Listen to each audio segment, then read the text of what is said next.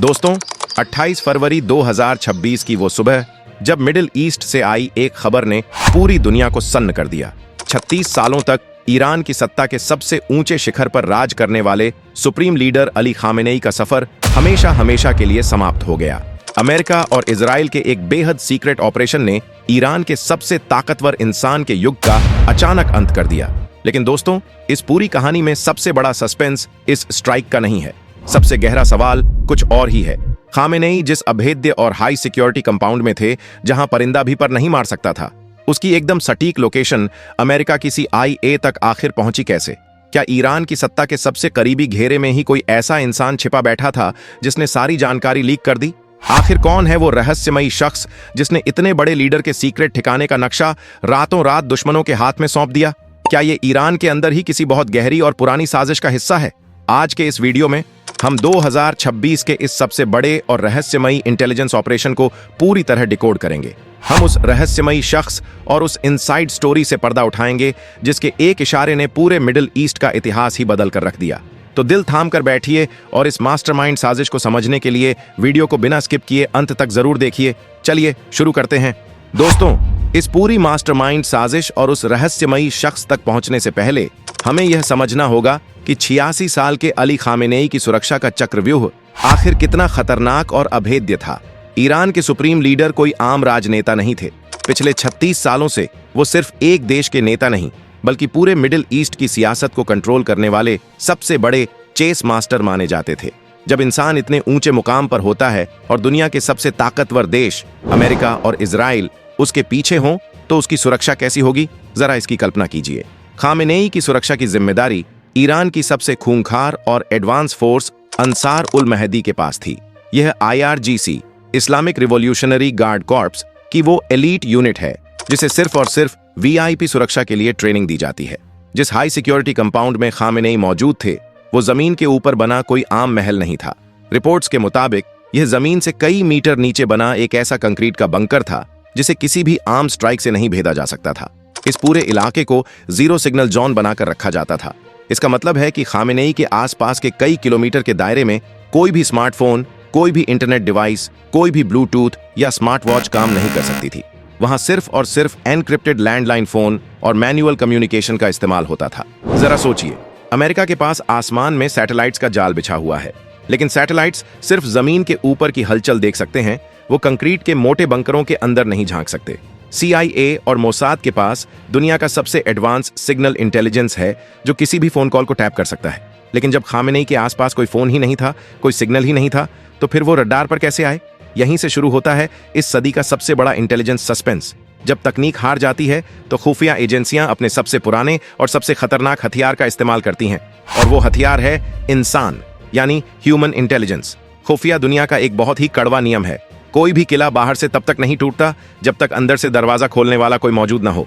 28 फरवरी 2026 की उस अचूक स्ट्राइक की सटीकता देखकर दुनिया भर के मिलिट्री एक्सपर्ट्स हैरान रह गए। यह कोई ऐसा ऑपरेशन नहीं था जहां पूरे इलाके को तबाह कर दिया गया हो। यह एक पिन पॉइंट स्ट्राइक थी।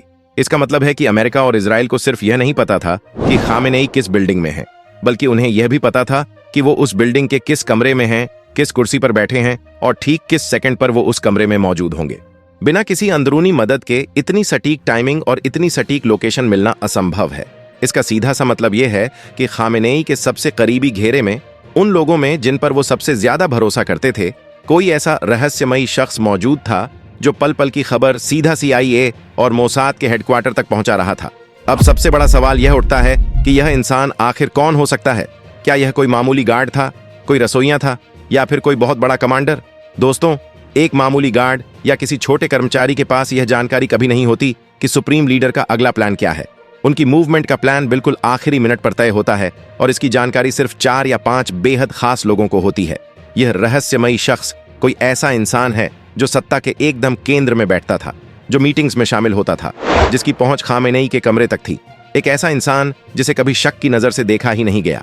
ईरान की सत्ता को समझने वाले एक्सपर्ट्स और कई इंटरनेशनल रिपोर्ट्स के अनुसार इस लीक के पीछे मुख्य रूप से 3 तरह के लोगों पर शक की सुई जा रही है। आइए एक एक करके इन किरदारों को डिकोड करते हैं। पहला शक, बिक चुका कमांडर। ईरान की IRGC कोई आम सेना नहीं है। यह एक ऐसा संगठन है जिसका ईरान की अर्थव्यवस्था, वहां के तेल व्यापार और हर बड़े बिजनेस पर कंट्रोल है। पिछले कुछ सालों में ईरान पर लगे भारी प्रतिबंधों की वजह से वहां के कई कमांडर्स के अंदर पैसे और पावर को लेकर भारी असंतोष पनप रहा था। अमेरिका की CIA और इजराइल की मोसाद ऐसे ही असंतुष्ट लोगों को ढूंढने में माहिर हैं। क्या मोसाद ने करोड़ों डॉलर्स और विदेशी बैंकों में सुरक्षित खातों का लालच देकर IRGC के ही किसी टॉप कमांडर को अपना मोहरा बना लिया था? खुफिया दुनिया में हर इंसान की एक कीमत होती है, बस एजेंसी को वो कीमत पहचानी होती है। दूसरा शक, गद्दार राजनेता। क्या यह साजिश खुद ईरान की सरकार के अंदर रची गई? दोस्तों, 86 साल के खामेनेई के बाद ईरान का अगला सुप्रीम लीडर कौन बनेगा, इसे लेकर देश के अंदर एक बहुत बड़ी पावर स्ट्रगल चल रही थी। एक तरफ खामेनेई के बेटे मोज्तबा खामेनेई का नाम सबसे आगे था, तो दूसरी तरफ कुछ पुराने और ताकतवर नेता थे जो मोज्तबा को सत्ता में नहीं देखना चाहते थे। क्या इस सत्ता की जंग में किसी ने अपना रास्ता साफ करने के लिए दुश्मनों के साथ हाथ मिला लिया? यह मिडिल ईस्ट के इतिहास में कोई नई बात नहीं है। अक्सर तख्त और ताज हासिल करने के लिए लोग अपने ही आकाओं का साथ छोड़ देते हैं। तीसरा शक, साइलेंट टेक्नोलॉजी और धोखा। अगर वो शख्स इंसान नहीं तो क्या कोई साइलेंट तकनीक थी? दोस्तों, हमने बताया कि वो एक जीरो सिग्नल जोन था, लेकिन मोसाद अपनी अचूक टेक्नोलॉजी के लिए जानी जाती है। क्या किसी बेहद करीबी इंसान, शायद किसी डॉक्टर या स्टाफ ने अनजाने में या जानबूझकर कोई ऐसा माइक्रोचिप या लेजर डिजाइनर खामेनेई के कमरे में रख दिया था जो सैटेलाइट सिग्नल नहीं बल्कि कोई दूसरी रेडियो फ्रीक्वेंसी छोड़ता हो? एक ऐसी चिप जो किसी पेन, किसी अंगूठी या चश्मे में फिट की गई हो। अगर ऐसा है तो उस चिप को वहां तक पहुंचाने वाला वो कुरियर कौन था? अगर आपको लग रहा है कि ईरान के अंदर इतनी बड़ी साजिश को अंजाम देना रातों रात हुआ होगा तो आप गलत हैं। इजराइल की खुफिया एजेंसी मोसाद ने ईरान के अंदर अपना जो नेटवर्क बिछाया है उसे फैंटम नेटवर्क कहा जाता है, यानी एक ऐसा साया जो है तो हर जगह लेकिन दिखाई कहीं नहीं देता। जरा पीछे मुड़कर देखिए। क्या आपको याद है कि कैसे ईरान के सबसे बड़े न्यूक्लियर साइंटिस्ट मोहसिन फखरीजादेह को एक रिमोट कंट्रोल्ड मशीन गन के जरिए निशाना बनाया गया था? क्या आपको याद है कि 2024 में एक बहुत बड़े विदेशी सहयोगी नेता का तेहरान के उसी हाई सिक्योरिटी गेस्ट हाउस में अंत हो गया था जहां वो ईरान के मेहमान बनकर रुके थे? इन सभी घटनाओं ने एक बात पूरी तरह से साबित कर दी थी कि मोसाद की पहुंच ईरान के राष्ट्रपति भवन और IRGC के हेडक्वार्टर के अंदर तक है। सालों से मोसाद ने ईरान के सिस्टम के अंदर अपने स्लीपर सेल्स तैयार किए हैं। ये वो लोग हैं जो दिन में ईरान के झंडे को सलामी देते हैं, लेकिन रात में एनक्रिप्टेड सिस्टम के जरिए मोसाद को जानकारी भेजते हैं। 28 फरवरी 2026 के इस ऑपरेशन में उसी सबसे बड़े स्लीपर सेल को एक्टिवेट किया गया था। इस रहस्यमयी शख्स ने कई महीनों तक खामेनेई की रूटीन, उनकी सुरक्षा के पैटर्न और उनके बंकरों के नक्शे का गहराई से अध्ययन किया होगा, और जब बिल्कुल सही वक्त आया तो उसने वो ग्रीन सिग्नल दे दिया। अब सबसे बड़ा सस्पेंस, अगर वहां कोई इंटरनेट या मोबाइल नहीं था तो उस गद्दार ने बाहर बैठी CIA और मोसाद की टीम को वो आखिरी गो सिग्नल कैसे दिया? खुफिया एक्सपर्ट्स का मानना है कि इसके लिए मैन्युअल सिग्नलिंग या बर्स्ट ट्रांसमिशन का इस्तेमाल किया गया होगा। बर्स्ट ट्रांसमिशन एक ऐसी तकनीक है जिसमें एक डिवाइस से सिर्फ मिलीसेकंड के लिए एक छोटा सा सिग्नल आसमान की तरफ छोड़ा जाता है। यह सिग्नल इतना छोटा होता है कि वहां लगे रडार और जैमर इसे पकड़ ही नहीं पाते। या फिर हो सकता है कि उस इनसाइडर ने कोई फिजिकल निशानी छोड़ी हो, जैसे कि बंकर के बाहर किसी खास खिड़की का पर्दा हटा देना, या सिक्योरिटी कैमरे को एक खास एंगल पर मोड़ देना, या फिर किसी खास रंग की गाड़ी को एक तय जगह पर पार्क कर देना। खुफिया दुनिया में इसे डेड ड्रॉप या विजुअल सिग्नल कहते हैं। अमेरिका के ड्रोन आसमान में 50,000 फीट की ऊंचाई से इन सिग्नल्स पर नजर रखे हुए थे, और जैसे ही उस रहस्यमयी शख्स ने वो इशारा किया, आसमान से वो अचूक स्ट्राइक हुई जिसने इतिहास बदल दिया। इस घटना के बाद आज ईरान की राजधानी तेहरान का माहौल कैसा है?